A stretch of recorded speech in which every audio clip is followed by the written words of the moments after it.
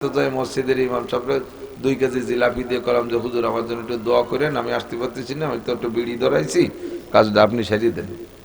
তো তোমার মতো এই বাদামের জন্য দোয়া করলে দোয়া কবুল হবে নাকি? হুজুরে জিলাপি কিনে দিয়েছে কয় বাপ বেটার ভেস্তের জন্য, হুজুর জিলাপি খাইয়ে দেয়, ওকে ভেস্তে পাঠায় দেয়, ভেস্তে কি 200 জিলাপিতে বিক্রি হয়ে গেল নাকি? হ্যাঁ, যাই চাইবো মোনাজাতের সময় আমার একাগ্রতা থাকতে হবে খুব গভীর ভাবে। অনেকে মোনাজাত করে আর এইভাবে দড়ি পাতি তালে থায়, দেখলেন না? রব্বানা যালামনা আনফুসানা ওয়া ইল্লাম তাগফির লানা আল্লাহ রব্বানা আতিনা মিন লাদুনকা। এই সমস্ত মোনাজাতে আল্লাহ কিচ্ছু দেয়। এই রাস্তায় কথা কয় কারা? বছরে 365 দিনের 5 দিন রোজা রাখা হারাম, বাকি 360 দিন, তার 30 দিন ধরে নিলাম ফরজ রোজা, আর 330 দিন। এই 330 দিন নফল রোজা রাখলে দিনে রাত্রে 5টি টাইম নফল নামাজ পড়া জায়েজ নেই।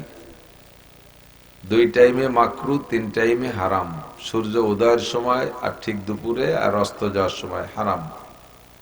আর ফজরের ওয়াক্ত হওয়ার পরে শবে সাদেকের আগ পর্যন্ত সুন্নত নামাজ আর ফরজ নামাজ আর কাজা নামাজ থাকলে পড়া যায়, তাই ছাড়া কোনো নফল পড়া যাবে না, মাকরু। আর আসরের ফরজ নামাজ পড়া হয়ে গেলে মাগরিবের আগে আর কোনো নফল পড়া যাবে না। এই 5 টাইম বাদে বাকি যত বৈধ টাইম আছে, এই বৈধ টাইমে লাগাতার বিরামহীন বিরতিহীন একটানা 60 বছর নফল নামাজ পড়লে যাই নাকি, আর আগে যেভাবে বলছি নফল রোজা, এভাবে লাগাতার 60 বছর নফল রোজা রাখলে যাই নাকি, তার চেয়ে বেশি নেকি, খয়ে রেসমে তাবজিলে সিগা, তার চেয়ে বেশি নেকি হবে একটা মাসালা শুনলে এবং শিখলে। তো আমার আজকে রাত তো ইবাদতের মধ্যে কাটাইতে হবে। আমি বলবো আর আপনারা শুনবেন, কোনো কষ্ট হচ্ছে না। তাতে যদি এইরকম মোটা নেকি পাই, তাহলে খাইটে পিটে নামাজ পড়ার চাইতে এটা সহজ হয়েছে না? বুঝেন নাই? তো কে কি কইল যে সবে বরাত বাদ দিয়ে দাও, কয়জন কয় বলদ কি আড্ডা মিলেছে। বলদ কিন্তু আমরা না তোমরা, ইনশাআল্লাহ প্রমাণ হবে একদিন। ফাসাউফা তারা ইজান কাশাফাল গুবারো আফারাসুন তাহতা রিজলিকা আম হিমারো। অন্ধকারে থেকে বোঝা যায় না যে আমি ঘোড়ার পিঠে বসা না গাধার পিঠে বসা। আলো হয়ে গেলে, অন্ধকার কেটে গেলে বোঝা যায় আমি কিসের পিঠে বসা আছি, ঠিক না? দুনিয়ায় যতদিন আছি আমরা অতদিন অন্ধকারে আছি, বুঝতে পারতেছি না। দুনিয়াদাররা তারা দুনিয়ার উন্নতি অগ্রগতিকে ঘোড়ার পিঠে বসা মনে করে। ঘোড়া হলো দামি যানবাহন আর গাধা একটু বেদামি। 2 যুবক রাতের অন্ধকারে শুয়ে আছে, 2 দোস্ত দূরে কোথাও যাবে, গোয়াল ঘরে একটা ঘোড়া বাঁধা আর একটা গাধা বাঁধা আছে, দুটেই যানবাহন। তো ঘোড়ার পিঠের আরোহণটা সম্মানজনক, গাধার পিঠেরটা একটু কম সম্মান, একটু লজ্জা লজ্জা লাগে। তবে দুইটাই যানবাহন। ঘোড়া আর গাধা দেখতে একই রকম। ঘোড়াটা যদি একটু বেটে হয় আর গাধাটা যদি একটু বড় হয়, তাহলে দুটি সমান সমানই হয়, দেখতে বডি ফিগার একই রকম। গভীর রাত্রে উঠা দুইজনে অন্ধকারে গোয়াল ঘরে যাইয়ে দুইজনে মুখস্থ দুটির উপরে বইছে। বসে এবার যার যার একটু ক্রেডিট ঝাড়তিছে, দোস্ত অন্যদিন তুমি ঘোড়ার পিঠে বসো, আমি গাধার পিঠে, আজকে কিন্তু আমি ঘোড়ার পিঠে, তুই গাধার পিঠে। আরে বাদ দে, তুই ঘোড়া গাধা চিনিস, আমি ঘোড়ার পিঠে তুই গাধার পিঠে। এই নিয়ে দুইজন ঝগড়া লাগাইছে, সিদ্ধান্তে আসতে পারতেছে না, বিধায় রওনাও দিতে পারতেছে না। মুরব্বী একজন কয়, বাবা কোন জায়গা যাবা? কয় ফরিদপুর যাবো। যাও, সালতা পার অতি না অতি বেলা উঠে যাবে না, সেই সময় দেখবা না কিটা ঘোড়ার পিঠে আর কিটা গাধার পিঠে। এই জায়গা ঝগড়া হইলে তো রওনাই দিতে পারতেছে না। তো দুনিয়া নিয়ে আমরা যে ঝগড়া করি, দুনিয়াদাররা মনে করে আমরা ঘোড়ার পিঠে, আর যারা এই যে দিন নিয়ে কামড়া কামড়ি করে এরা গাধার পিঠে অথবা আইটি বেড়াচ্ছে। কিন্তু প্রমাণ হবে কখন? যখন চক্ষু বন্ধ করে কবরে যাব, ঠিক না? মর্দমারা সর্বসরদর খাবেদা, মর্দমারা সর্বসরদর খাবেদা, গাছতে বেদারা কেউ রপ্ত আজ জাহা। সব মানুষ ঘুমোয় আছে দুনিয়ায়, যখন চক্ষু বন্ধ করে কবরে যাবেন তখনই ঘুম ভাঙবে। ঘুমন্ত মানুষ যেমন কিছু দেখে না, কিছু জানে না, কিছু বোঝে না, আমরাও দুনিয়ায় বসে এই যা কিছু দেখতেছি সব ঘুমের মধ্যে চলতেছে। মূল সজাগ হব কবরে যাওয়ার পরে, মুনকার নাকির দেখতে পারবেন। জান্নাত দেখতে পারবেন, জাহান্নাম দেখতে পারবেন। এই সমস্ত আমল, কোন আমলে নেকি কতটুকু বেশি হলো আর কম হলো, সব সেই সময় বোঝা যাবে ইনশাআল্লাহ। কথা বলুন ঠিক না?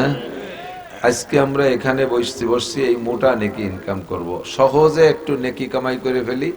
যে যেখানে বসা আছেন সামনে ফাঁকা থাকলে একটু টান দিয়ে আগায় বসেন, একরামের নিয়তে, যে আমি আগায় বসলে আর এক ভাই বসতে পারবে, এর নাম হলো একরামের নিয়ত। এতটুক পাশা ঘষিয়ে একটু আগায় আসলেই 10 বছর এতে কাপেন নাকি। একেবারে মানে খুব সহজ ইনকাম। হ্যাঁ, জায়গায় বসে এরকম ডুললি হবে না, পাশা শক্তি হবে, আগে আসতে হবে। এই যে বসছেন, ঘন হয়ে বসছেন, শীতে একটু কম লাগতেছে, আর ইকরামের নিয়ত করলেন, 10 বছর এতে কাপের নেকি পেয়ে গেলেন। কন্যা সুবহানাল্লাহ। তাহলে আমরা এই জায়গা বৈশা মশালা কিন্তু কয়েকটা কওয়া হয়েই গেছে, মশালা কয়েকটা চলেও গেছে।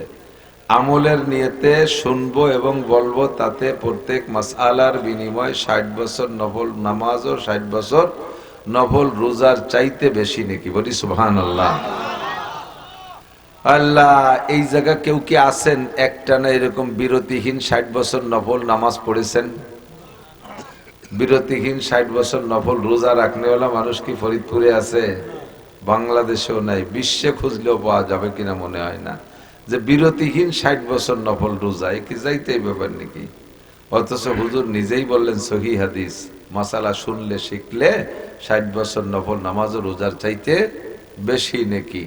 কাজেই আমরা আজকে রাতটা কাটাবো নেকি কামাই করার মাধ্যমে। বহুত জনকে আমি দেখে আসছি, রাস্তায় আসার সময় দেখে আসছি, আজকে রাতের ইবাদত জিলাপি ভাগ হওয়া পর্যন্ত শেষ। মসজিদে নামাজ পড়ছে, জিলাপি দিয়েছে, দেখলাম টুল্লা নিয়ে ভাগাভাগি খাইয়ে দিয়ে পরে জিলাপির পরে 2 আঙ্গুলির শূন্যতা আমল করতেছে, বিরিজির কান্নিচির পর বসে। এরপরে মোবাইল নিয়ে বসে গেম খেলতেছে, ইবাদত করতেছে। এই টাইমটা তারা ওই করতেছে, আর সেই টাইমটা আমরা এখানে মাসালা শুনতেছি। তাহলে শবে বরাতের ফজিল, শবে বরাতের মূল আমল আমরাই করতেছি। কতক্ষণ মূল আমল আমরাই করতেছি। অবশেষে আমরা সম্মিলিত একটা দোয়াও করবো আল্লাহর কাছে। আজকে রাতটা হলো দোয়া কবুলের রাত। কোন রাত? দোয়া কবুলের রাত। আল্লাহ পাক, আল্লাহ যে আল্লাহ, আসলে বরিশালের একজন গুড় খায় আর বদ্দা, আল্লাহ আল্লাহ, গুড় এত মিডিয়া কিভাবে বানালো? গুড় খায় আর গুড় এত মিডিয়া, মানুষই বানাইতে পারতো না। আল্লাহ আল্লাহ, আল্লাহ ছাড়া এ কাম কেউ করতে পারে না। তো আল্লাহ এত বড় দয়াবান মেহেরবান, কি দায় ঠেকছে আল্লাহ?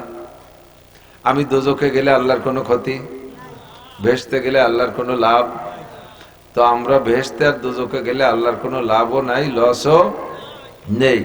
কিন্তু আল্লাহ পাক রব্বুল আলামিন আজকে তার রহমতকে আখেরি আসমানে পাঠায় দিছে মাগরিবের পর। আল্লাহ পাক নিজেই ডাকতে আছেন, আলা মুস্তাগফিরিন ফাগফিরালাহ। এই গুনাহগার কারা কারা আছো? সুদখোর, ঘুষখোর, দুর্নীতিবাজ, ফাঁকিবাজ, লম্পট, লুচ্চ, মদখোর, গাঁজাখোর, এবাখোর, হিরোইনখোর, ফেন্সিডিলখোর, জেনাখোর, তাড়ি বিড়ি যারা যা খেয়ে বেড়াও, যা যা আকাম কুকাম করছো সারা জীবন ভরে, গুনাহ করনেওয়ালা মানুষ তো এর মধ্যে একজনও নাই। আমরা গুনাহ না করনেওয়ালা কেউ নাই, এ বলা যায়, ঠিক না? গুনাহ করনেওয়ালা কেউ নাই এ বলা যাবে না। গুনাহ না করনেওয়ালা কেউ নাই এই কথা বলা যাবে, যে গুনাহ না করনেওয়ালা কেউ নাই। সকলেই আমরা কম বেশ করে থাকি। আমি বলি না, নবী বলেন কুল্লুকুম খাত্তাউন, কুল্লু বানি আদমা খাত্তা। বনি আদম সকলেই গুনাহগার, সকলেই গুনাহগার। তবে আল্লাহ রসুল বলেন খায়রুল খাত্তাঈন আত-তাওয়াবুন। বড় মজার কথা। তো গুনাহগারদের ভিতরে আবার আল্লাহর কাছে বড় পছন্দের গুনাহগার, যে গুনার পরে তওবা করে, গুনার পরে তওবা করে। বান্দা গুনাহ করবে আল্লাহ জানে, গুনার জগৎ, গুনাহ করানোর জন্য, গুনাহ করানোর জন্য পিছনে শত্রু লেগে আছে। নাম কি? মিস্টার ইবলিস। কি নাম? মিস্টার দেখুন নাকি হযরত মাওলানা ইবলিস? মিস্টার ইবলিস।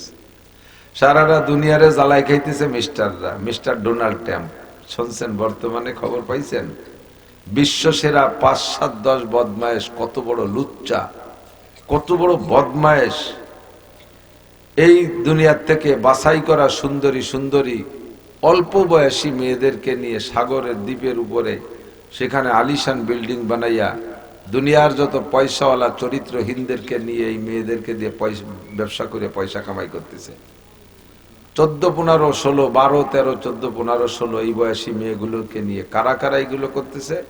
আমেরিকার বড় বড় ব্যবসায়ী, ইউরোপিয়ান, তারপরে কি কয় অস্ট্রেলিয়ান, ফ্রান্সিয়ান, আমেরিকান, ডোনাল্ড ট্রাম্প মুরব্বীও আছে ওর মধ্যে। এই মোদি গদি এরা সব আছে, ওই নুচ্চপাল্টি সব সেই জায়গায় আড্ডা করে যায়। তো এই মিস্টাররাই দুনিয়ারে জ্বালাই খাইতেছে, মধ্যপ্রাচ্যে আগুন জ্বালাচ্ছে, সারা দুনিয়াটা জ্বালায়। এই মিস্টারকে নেতা, মিস্টারের নাম মিস্টার ইবলিস। নাম কি? মিস্টার ইবলিস, ঠিক না? তো মিস্টার ইবলিস পিছনে লেগে আছে আমাকে আপনাকে দিয়ে গুনাহ করাবে, এটা আল্লাহ জানে। এই জন্য আল্লাহ পাক রব্বুল আলামিন এই রাত্রে সব গুনার নাম ধরে ধরে বলেন, সুদখোর কে আছো চলে আসো তওবা করো, ঘুষখোর কে আছো চলে আসো তওবা করো, জিনাখোর কে আছো চলে আসো, ও যুবক নেশা খেয়ে তুমি মাতালের মতো মাতাল হয়ে ঘুরতেছো চলে আসো, বেপরদা মহিলা সারা বছর বেপরদা করেছো চলে আসো, আলা মুস্তাগফিরিন কে আছো গুনাহগার চলে আসো, ফাগফির আলা আমি তোমারে মাফ করে দেব। দুনিয়ার কোনো প্রথা নাই যে আপনি কাহারও অন্যায় করছেন আর সে আপনারে ডাকে তুই আমার সাথে অন্যায় করছিস আমার কাছে মাপ চা আমি মাফ করে দেব, এভাবে ডাকে না। বরঞ্চ কেউ যদি বুঝেই শুনে নিয়ে মাপ চাওয়ায় তাহলে দায় থেকে মাফ করে। বাকি আল্লাহ পাকের এত ক্ষতি করতেছি, অসংখ্য নিয়ামত উপভোগ করি, আল্লাহর সূর্য, আল্লাহর চন্দ্র, আল্লাহর গ্রহ, আল্লাহর নক্ষত্র, আল্লাহর দেওয়া অক্সিজেন, আল্লাহর দেওয়া পানি, আসমান জমিন, হাজারো হাজার লাখো লাখ নিয়ামত ব্যবহার করি, কিন্তু আল্লাহকে আল্লাহ বলি স্বীকারও করে না বহুজন। আর আমরা যারা স্বীকার করি ফাঁকে ফাঁকে অসংখ্য গুনাহ করে বসি, নাফরমানি করে বসি বিভিন্ন ভাবে। সবগুলো ধরে আল্লাহ পাক ডেকে বলেন, আল্লাহ মুস্তাগফিরিন ফাগফির আল্লাহ, কারা আছো গুনাহগার চলে আসো সব গুনাহ মাফ করে দেব। আলা মুস্তারজিকিন ফারজুকা, আরে কার কি অভাব আছে চলে আসো, বাতের অভাব, কাপড়ের অভাব, পোশাকের অভাব, ফল ফ্রুটের অভাব, ঘর বাড়ির অভাব, দালান কোটার অভাব, গাড়ি বাড়ির অভাব, টাকা পয়সার অভাব, জায়গা জমির অভাব, চাকরির অভাব, ছেলে মেয়ের অভাব, বউ বাচ্চার অভাব, যার যে অভাব আছে সব অভাব আমার কাছে পেশ করো, ফারজুকা আমি তোমার সব অভাব দূর করে দেব। বলি না সুবহানাল্লাহ। আলা মুস্তাশফিন, আর কারা কোন রোগে আক্রান্ত? দুনিয়ার ডাক্তাররা ব্যর্থ হয়ে গেছে, ফেল করছে, কোন ডাক্তার আর তোমার চিকিৎসা দিতে পারতেছে না। বাংলাদেশের ডাক্তার ফেল, চলে গেছে মাদ্রাজ চেন্নাই, সেখানের ডাক্তাররা ফেল, চলে গেছে সিঙ্গাপুর, তারাও কইলো পারবো না, চলে গেছে লন্ডন, পয়সা আছে। লন্ডন আলারাও বললো এ রোগের কোনো চিকিৎসা নাই, বাড়ি যে যা মনে চাই তাই খান। আল্লাহ পাক বলেন দুনিয়ার সব ডাক্তার ফেল হয়, আমি আল্লাহ ফেল হই না। আলা মুস্তাশফিন, বান্দা আমার কাছে শিফা চা, আমি তোরে শিফা দিয়ে দেব। বলি না সুবহানাল্লাহ। আল্লাহ পাক যদি শিফা দেয়, সুস্থ করে দেয়, তার কি ঔষধ লাগে? ইনজেকশন লাগে না, ট্যাবলেট বড়ি লাগে না। তবে চাওয়ার মতো চাইতে হবে, কান্দার মতো কানতে হবে। ভাষা ভাষা চেয়ে দিলাম, অথচ মসজিদের ইমাম সাহেব 2 কেজি জিলাপি দিয়ে করলাম যে হুজুর আমার জন্য একটু দোয়া করেন, আমি আসতে পারতেছি না, আমি তো একটু বিড়ি ধরাইছি, কাজটা আপনি সারিয়ে দেন। তো তোমার মতো এই বাদামের জন্য দোয়া করলে দোয়া কবুল হবে নাকি? হুজুরে জিলাপি কিনে দিয়েছে কয় বাপ বেটার ভেস্তের জন্য, হুজুর জিলাপি খাইয়ে দেয়, ওকে ভেস্তে ফাটাই দেয়। ভেস্তে কি 200 জিলাপিতে বিক্রি হয়ে গেল? হ্যাঁ, যাই চাইবো মোনাজাতের সময় আমার একাগ্রতা থাকতে হবে খুব গভীর ভাবে। অনেকে মোনাজাত করে আর এইভাবে দড়ি পাতি তালে থাকে, দেখলেন না? রব্বানা যালামনা আনফুসানা ওয়া ইল্লাম তাগফির লানা আল্লাহ রব্বানা, এই সমস্ত মোনাজাতে আল্লাহ কিচ্ছু দেয়। এই রাস্তায় কথা কয় কারা? মোনাজাতের সময় আপনার একাগ্রতা হবে এমন ভাবে মোনাজাত, প্রত্যেকটা কথা বলবো আমি আল্লাহর কাছ থেকে ওইটা আদায় করে নিয়ে তারপরে দ্বিতীয় কথা বলবো। আল্লাহর এক বান্দা কয়, আল্লাহ আমি তোমার জিকির করতে আর একটা সিজদাও দিতে পারবো না, আমি আর একটা সিজদাও দিতে পারবো না। তুমি বলো যে আগের সিজদাগুলো কবুল করছো কিনা, আমার আগের সিজদা কবুল করছো বলো, নইলে আমি সিজদা দেব না। এই কথাটা বলা যায় কার কাছে? আল্লাহর কাছে না। কার কাছে? যার সাথে এরকম গভীর দাবি সান্দা যায়, যার কাছে দাবি করা যায়, এরকম সম্পর্ক আছে যার কাছে, ঠিক না? তোমার কাছে আমি আগে যা চাইছি সেটা দেবা নাকি সেটা বলো, তারপরে নতুন করে চাবো, আর একটা সেজদা দেবো যদি তুমি আগের সেজদা কবুল করো। এবার রোজা রাখবো যদি গতবারই রোজা কবুল করো, হজরের নামাজ পড়বো যদি ঈশা কবুল করো। সম্পর্কটা এরকম তৈরি করিয়া তারপরে চাইলে কিন্তু আল্লাহ একটু দেরি করে না। বাচ্চা নাম হলো হাজ্জাজ ইবনে ইউসুফ, জালেম বাচ্চা ছিল, মুসলমান, কিন্তু মুসলমানদের মধ্যে তো কত জালেম আছে না, নামে মুসলমান। জালেম বাচ্চা হাজ্জাজ ইবনে ইউসুফ হাজার হাজার আলেম উলামাদেরকে মারছে। এই হাজ্জাজ গেছে হজ করতে, হজে যাইয়া কাবা ঘর তওয়াফ করতেছে। ও তো বাচ্চা, তো একটু অহংকারী ভাবে ঘোড়ার পিঠে তওয়াফ করতেছে। তো তওয়াফের ভিতরে দেখে এক লোক বৈশা বৈশা কাঁদতেছে, ভীষণ কাঁদতেছে। লোকটার চোখ নাই, অন্ধ। উনি তাকে ডেকে নিয়ে বলছে, এই কাঁদিস কেন? কবে আইছিস হজে? কয় যে আসছি কয়েকদিন। কয় তওয়াফ হইছে? কয় 7 গুল্লি তেলে এক তওয়াফ বলে, সবুজ বাতি আছে, ওখান থেকে ঘুরে এসে ওই জায়গা আসলে এক তওয়াফ হয়। এভাবে 7 চক্করে এক তওয়াফ। তো বলে 7 চক্করের 4 চক্কর হইছে, আর 3টে বাকি আছে। তুই কাঁদিস কেন? কি জন্য কাঁদিস? কয় আমি আর কিছু না, আমি এবার তওবে কাঁদতেছি আমার চোখের জন্য। আল্লাহ সবাইরে 2টো চক্ষু দিয়েছে। দুনিয়ার আল্লাহর কত কুদরত, তারা চোখ দিয়ে দেখে। আমাকে আল্লাহ তাআলা জন্মসূত্রে চক্ষু 2টে দেয় নাই। আমার যে মায়ের পেটে জন্ম নিলাম, সে মার মুখখানা আমি দেখতে পারি না। আব্বা জন্মদাতা, আব্বারে দেখতে পারি না। আমি বিবাহ করেছি, কেমন স্ত্রীটা হলো তারে চোখ দিয়ে দেখতে পারি না। আমার কলিজার টুকরা সন্তান জন্ম নেয়, সেগুলোকে আমি দেখতে পারি না। 2টো চোখ দিয়ে দেখলে কত ভালো লাগে, আপনারা দেখেন, আমি দেখতে পারি না। অবশেষে আল্লাহর ঘর কাবা ঘরের কাছে আসি। এই কাবা ঘরটাকে 2টো চোখ দিয়ে দেখতে চাই, আমার চক্ষু নাই, দেখতে পারি না। তাই রব্বে কারিমের দরবারে আমি দোয়া করি, আল্লাহ তুমি আমার চক্ষু 2টো খুলে দাও। হাজ্জাজ ইবনে ইউসুফ বলেন, তুই এভাবে কতদিন চাস? কয় প্রত্যেক হজের মৌসুমে আসি আর আমি কাঁদি, আমার চোখ খোলে না। হাজ্জাজ ইবনে ইউসুফ বললেন, সামনে আর কয় তওয়াফ বাকি আছে? কয় 3 তওয়াফ বাকি আছে। কয় আমি এই ময়দানে আছি, কাবার পাশে আছি, কাবার চত্বরে আছি। সামনে 3 তওয়াফের ভিতরে কাইদা যদি তোর চোখ খুলতে না পারিস, তোর এই কাবার চত্বরে জবই দেব। এই চোখ খোলা কি ওর নিজের দায়িত্ব নাকি? ওর পাওয়ার ক্ষমতা? আল্লাহ খুললি খুলবে। ওদিকে হাজ্জাজ চাপ দেছে, তুই চোখের জন্য কাঁদিস, তোরে আল্লাহ আজও চোখ খুললো না। সামনে 3 তওয়াফের শেষ হতে যদি তোর চোখ না খুলে, তোর এই জায়গা জবই দেব, তোরে আর বাঁচায় রাখবো না। বড় জুলুমের কথা হয়েছে না? হাজ্জাজ ইবনে ইউসুফ জালেম বাদশা, এ কথাটাও জুলুমের কথাই কইছে। ওই লোকে তো কয়, আমি তোরে যাইতেও দিচ্ছি না, পিছনে লোক লাগাই রাখছে, আর আমি আসি দেখি তোর চোখ খুলে কিনা। বাকি 3 তওয়াফ দিতে না দিতে তার চোখ খুলে গেছে। বাকি 3 তওয়াফ দিতে দিতে এখন যারা ছিল সবাই প্রশ্ন করে, সেও বলে, কতকাল ধরে কাবার চত্বরে এসে তওয়াফ করি আর কাঁদি, চোখ খুললো না, আজকে 3 তওয়াফে খুললো কেন? এতদিন যে কাঁদছো সে কাদার এক গতি ছিল, আর আজকে যে শেষ 3 তওয়াফে যে কাঁদছো, এটা হলো জীবন মরণ কাদা ছিল। যে যদি চোখ না খোলে তাহলে জীবন শেষ হয়ে যাবে। তাহলে এই কাদাটা তোমার কেমন কাদা হয়েছে? এই কাদা, এরকম কাদা পিছনে দিন কাঁদো নাই। এই কান্নাটা হয়েছে একেবারে দিল থেকে, তোমার জীবনের তাগিদে কাঁদছো, এই জন্য এটা পিওর কান্না হয়েছে। আর এইরকম কান্না পাইলে আল্লাহ তাআলা চোখ খুলেই দেয়। কান্নাটা এরকম হলে চোখ খুলেই। আমি আপনি কাঁদি, এই তো হুজুররা মুনাজাত করতে, সাথে একটু ব্যাট কালাম বুট করলাম, একটু ওই গুনার বয়তে চোখ দিয়ে পানি বেরোচ্ছে না, জাহান্নামের বয়তে না, পরে মা বই মরে গেছিল, কবে মরা মার কথা মনে হইলে শেষে 2 ফুট বের হয়েছে, মরা বাপের কথা মনে করে 2 ফুটা বের হয়েছে। এই কান্না তো সেই কান্না না। আল্লাহ বলেন, বান্দা যখন কাঁদে, চোখ থেকে যখন পানি পড়ে, 2 চোখের থেকে 2 কোণার থেকে যদি দিল থেকে কান্নার মাধ্যমে চোখ থেকে 2 কোণার থেকে 2 ফুটা পানি বেরোয় মাছির মাথার মতো, ওই পানি 2 ফুটা এত শক্তিশালী, 2 ফুটা পানির দ্বারা তার জাহান্নামের আগুনকে নিভিয়ে দেওয়া হয়। উদউ রাব্বাকুম তাদাররুআ ওয়া খুফিয়া, কাঁদো তোমার রবকে গোপনে নির্জনে কেঁদে কেঁদে, ডাকো তোমার রবকে গোপনে কেঁদে কেঁদে। কান্নার মাধ্যমে কাঁদো, কান্নার মাধ্যমে দোয়া চাও। রব্বুল আলামিন কান্না বিজড়িত দোয়াটা খুব পছন্দ করে। যদি তোমার কান্না না আসে ফাইল্লাম তাবকু ফাতাবাকু, তবে হ্যাঁ কান্না না আসলে তুমি কান্নার ভানও করতে পারো।